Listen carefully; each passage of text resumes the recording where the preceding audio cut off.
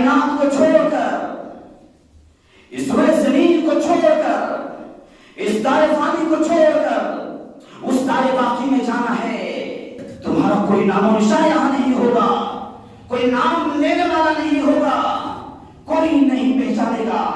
کیوں بھول گئے ہم آخرت کو؟ کیوں ہم موت سے غافل ہو گئے؟ ذرا دیکھ اور سوچ ذرا ان لوگوں کے بارے میں، کہاں گئے وہ لوگ جن کا نام و شان نہیں آج تک، جو اپنے آپ کو انا ربکم الاعلی کہتے تھے؟ کہاں گئے وہ لوگ جو اپنے آپ کو دنیا کا سب سے بڑا خدا سمجھتے تھے؟ کہاں گئے وہ لوگ جن کے آگے اور پیچھے فوج ہوا کرتی تھی؟ کہاں گئے وہ لوگ جن کو مال و دولت پر بڑا فخر تھا؟ کہاں گئے وہ لوگ جو زمین پر اکڑ اکڑ کر چلا کرتے تھے؟ کہاں گئے وہ لوگ جن کو حسن جمال کا بڑا فخر تھا، بڑا ناز تھا، بڑا گھمنڈ تھا؟ آج حقیقت یہ ہے کہ موت نے ان سب کو تباہ و برباد کر کے رکھ دیا ہے۔ آج وہ قبر کی اندھیری کوٹری میں ہائے ہائے کی آوازیں لگا رہے ہیں، ہمیں بچاؤ، ہمیں بچاؤ کی فریاد کر رہے ہیں۔ آج وہ قبر کی کوٹری میں زندگی کا حساب دے رہے ہیں۔ جنہیں کوئی دولت کا نہ آیا، جنہیں مال و دولت پر بڑا غرور اور گھمنڈ تھا، بیوی بچوں پر بڑا فخر تھا، لیکن ان میں سے کوئی کام نہ آیا، ہوئے نامور بے نشان کیسے کیسے، ہوئے نامور بے نشان کیسے کیسے، زمین کھا گئی نوجوان کیسے کیسے، نہ کوئی سکندر ہے نہ قبل دارا، مٹھے نامیوں کے نشان کیسے کیسے۔ اس دن کیا ہوگا ہمارا، جس دن کے بارے میں قرآن نے کہا یہ بات اگر میری ہو تو تم ہنس کے اڑا دو گے، یہ بات کسی مولویوں کی ہو تو لوگ کہہ سکتا ہے مولویوں کی کھڑی ہوئی بات ہے، یہ بات میری نہیں ہے، یہ بات کسی دنیا والوں کا نہیں ہے، یہ بات تو عرش پہ بیٹھنے والا اللہ رب العالمین اعلان کر رہے ہیں۔ یوم یفر المرء من اخیہ وامہ وابیہ وصاحبتہ واخیہ لکل امرئ منہم یومئذ شأن یغنیہ، کہ جس دن ماں اپنی بیٹی سے بیگانی ہو جائے گی، باپ اپنے بیٹے سے نفرت کرنا شروع کر دیں گے، بھائی بھائی سے دور بھاگے گا، بیوی اپنے شوہر کو پہچاننے سے انکار کر دے گی۔ اس دن دوست کام نہیں آئے گا، دوست بے وفا ہو جائیں گے، اس دن خود اپنی جان بھی پرائی ہو جائے گی۔ انسان کا جسم انسان کے خلاف گواہی دیں گے، یہ ہاتھ ہمارے خلاف گواہی دیں گے، زبان پہ تالے لگا دیے جائیں گے، زبان کو لاک کر دیا جائے گا، یہ ہاتھ ہمارے خلاف گواہی دیں گے، یہ پیر ہمارے خلاف گواہی دیں گے، یہ آنکھیں ہمارے خلاف گواہی دیں گے، یہ کان ہمارے خلاف بولیں گے۔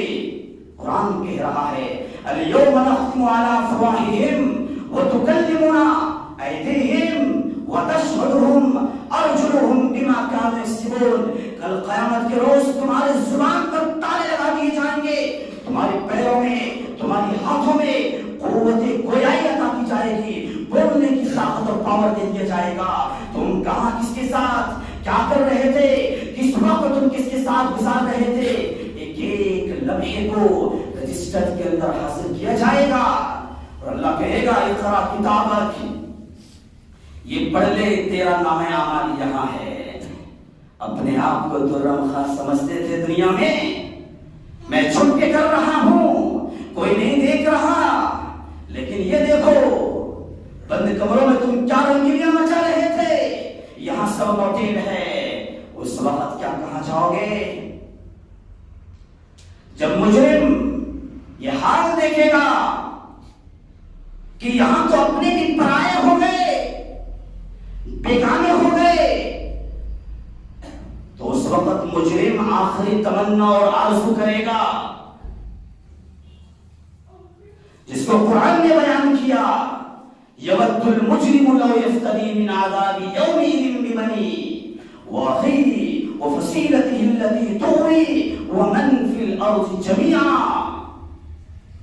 انسان اس دن کہے گا اے اللہ میری بیوی کو میرے بچوں کو جہنم میں ڈال دو بس مجھے بچا دو. اے اللہ اگر تو اس سے بھی خوش نہیں ہے, اگر تجھے اس پر بھی رضامندی نہیں ہے تو میری بیوی, میرے بچوں, میرے بھائیوں, میرے رشتہ داروں کو بھی جہنم میں ڈال دو لیکن مجھے بچا دو. اے اللہ اگر تجھے یہ بھی منظور نہیں ہے تو دنیا کے تمام انسانوں کو جہنم میں ڈالو بس مجھے بچا دو.